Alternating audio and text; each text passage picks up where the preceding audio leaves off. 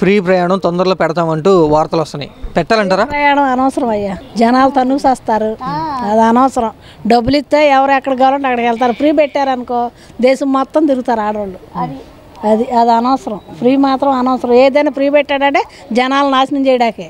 Free అనవసరం. కొంతమంది మాకు కావాలి, డబ్బులు లేకుండా ఎక్కడికైనా వెళ్ళొచ్చు అని అంటున్నారు.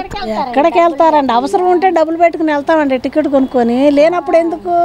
ఇప్పుడు ఫ్రీ పెట్టడం వలన అనవసరమైన వాళ్ళు కూడా బస్సు ఎక్కుతారు, పోట్లాడుకుంటారు, గొడవలు ఎందుకు? ఆటో వాళ్ళు నోటి దగ్గర కూడిపోయినట్టేనా? పాపం ఆటో వాళ్ళు కష్టపడి బతుకుతున్నారా?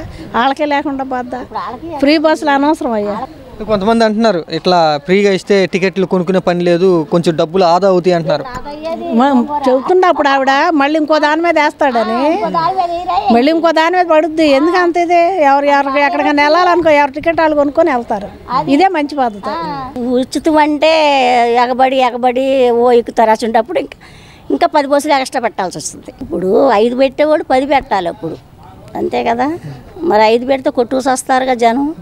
5 పెట్టకుండా 10 పెడితే వాళ్ళకి తృప్తిగా ఉంటుంది, బాగా నీళ్ళు వస్తూ ఉంటారు. బస్సులు కూడా ఎక్కువ పెంచాలంటారా? మరి పెంచకపోతే ఎలాగ మరి? ఇప్పుడు జనాన్ని బట్టి అయినా పెంచాలి కదా. ఇప్పుడు మీరు 5 ఏదో వేసామని నామనార్థునిగా 5 బస్సులు ఇచ్చారనుకోండి, 20 మంది జనం ఎక్కువ అయితే కొట్టుకోరు. బస్సులో కొట్టుకొని తన్నుకోవటమే కదా. నువ్వు ముంగల నేను ముంగల తోసుకుంటూ ఎక్కడ పడిపోతారో తెలియదు, అంతే కదా? ఇప్పుడు ఒక 10 బస్సులు ఎక్స్ట్రా పెట్టారనుకోండి, ఇప్పుడు 5 బస్సులు తోడు ఇంకొక 5 బస్సులు ఎక్స్ట్రా పెట్టారనుకోండి, పోనీ 5 పోతే పోయి ఇంకో 5 ఉండేలా దానికి వెళ్ళొచ్చు అనుకుంటారు. ఫ్రీ ప్రయాణం బస్సులో అనే పథకం చంద్రబాబు గారు పెట్టడం వల్లే మహిళలు చంద్రబాబు గారికి ఓటేశారంటావా?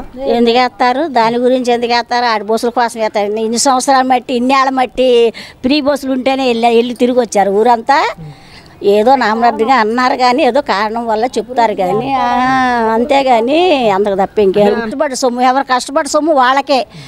ఇప్పుడు ఇప్పుడు మేము కష్టపడుకుంటున్నాం, మన దాని మీద ఇంకో రూపాయి ఎక్స్ట్రా. ఇప్పుడు 100 రూపాయలు అవుతుంది, 200 తీసుకుంటున్నాడు. ఆ 100 రూపాయలు మనకేసినట్టే, పోగు చేసి మనకే ఇస్తారుగా.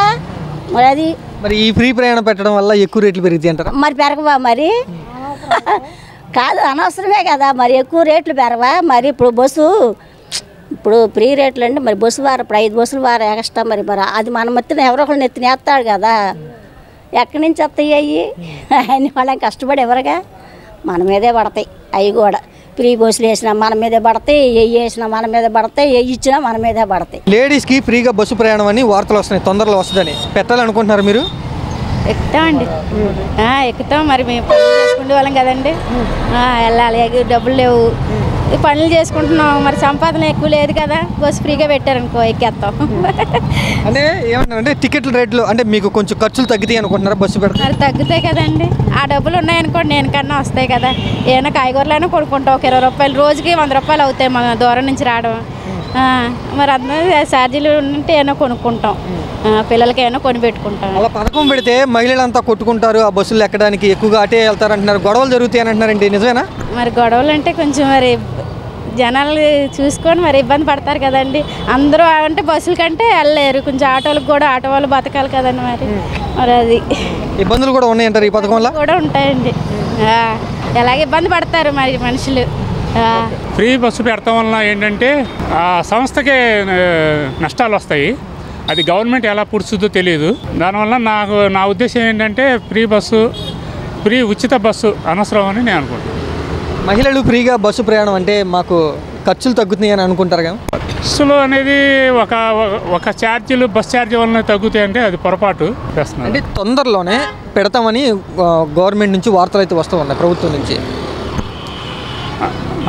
పెడితే సక్సెస్ అయితే మంచిదే. దానివల్ల మహిళలు సంతోషిస్తామంటే అందరూ సంతోషిస్తారు. వాళ్ళు సంతోషంగా ఉంటేనే కుటుంబాలు సంతోషంగా ఉంటాయి.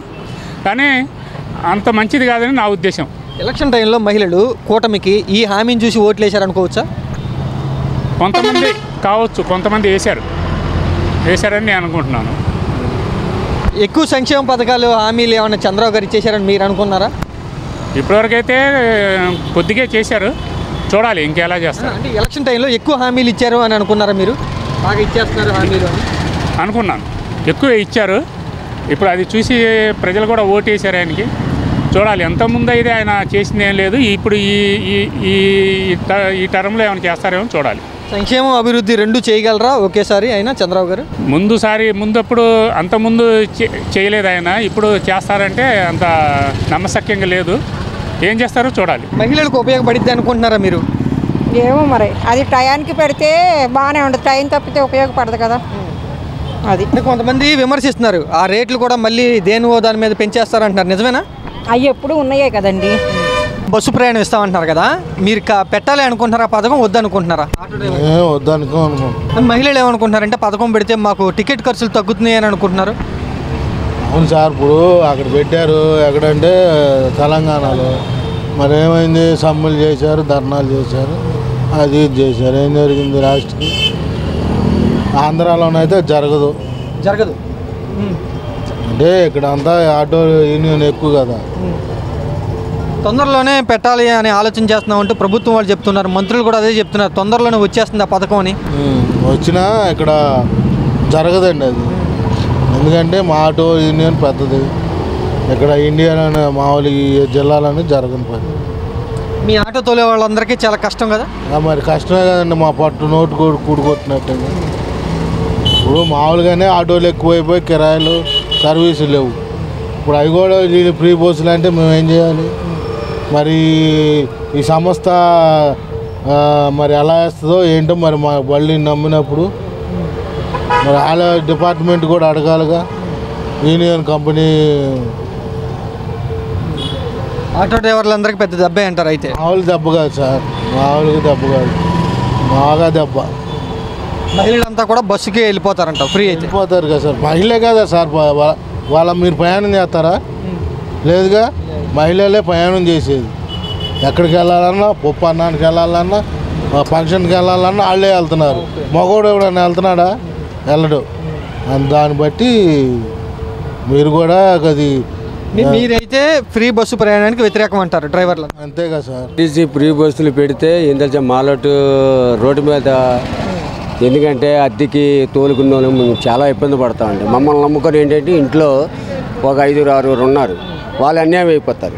ఒక 10 మంది లేడీస్ కోసం ఫ్రీ బస్ కోసం చూసుకుంటే ఒక ఇంట్లో ఒక 6-7 అన్యాయం అయిపోతారు. అలా ఎన్ని కుటుంబాలు ఉంటాయి, ఎంతమంది వాండర్లు ఉంటారు. ఇప్పుడు వాండర్ నమ్ముకొని నాకు బండి తీసాడు, ఇప్పుడు ఆయన అన్యాయం అయిపోయినట్టే. నేను అన్యాయం అయిపోతే, నేను ఏదైనా అన్యాయం అయిపోతే కూలి పని 4 పని చేసుకుంటా. వాళ్ళు ఏం తెచ్చి ఇప్పుడు ఆ సొంత బండి వాండరు ఏం తెచ్చాడు, అన్యాయం అయిపోతాడుగా. ఇంత 50,000-60,000 రూపాయలు క్యాష్ కట్టి ఏంటంటే ఫైనాన్స్ వాళ్ళు ఒట్టుకెళ్ళిపోవడం, ఈ ఫ్రీ బస్సులు పెట్టడం, వీటి వల్ల అన్యాయం అయిపోతారుగా. రోడ్డు మీద మాలాటోలు బతకాలంటే ఫ్రీ బస్సులు పెట్టడం కరెక్ట్ కాదు. అది లేడీస్ ఏమనుకుంటారంటే టికెట్లు అంటే డబ్బులు లేకుండా టికెట్లు బస్సు ప్రయాణం జరుగుతుంది కదా, అటువైపు మొగ్గు చూపుతారు కదా. మబ్బు చూపిస్తారంటే ఏమంటే ఒక 6 రోజులు చూపిస్తారు, 10 రోజులు చూపిస్తారు, మళ్ళీ ఏంటంటే ఇదే ఆటో ఎక్కాలని. అంతే, ఇది జరిగే పనులు కాదు. నాకు దగ్గర 40 సంవత్సరాలు, ఈ ఫీల్డ్లోకి వచ్చి 33 సంవత్సరాలు. ఈ ఆడవాళ్ళు ఈ 10 రోజులు 20 రోజులు తప్ప తర్వాత ఏంటంటే, ఇప్పుడు వీళ్ళు ఈ సందులోకి వెళ్ళాలి, సందు ఉంది, ఇప్పుడు ఆడవాళ్ళు ఎక్కారు, ఈ సందులో బస్సు వెళ్దాం. ఆ మాత్రానికి సీఎం ఏంటో బస్సు పెట్టడం ఎందుకు, మా ఫ్రీ అని అనడం ఎందుకు, మమ్మల్ని లాస్ట్ చూపెట్టడం ఎందుకు అని అంటారు.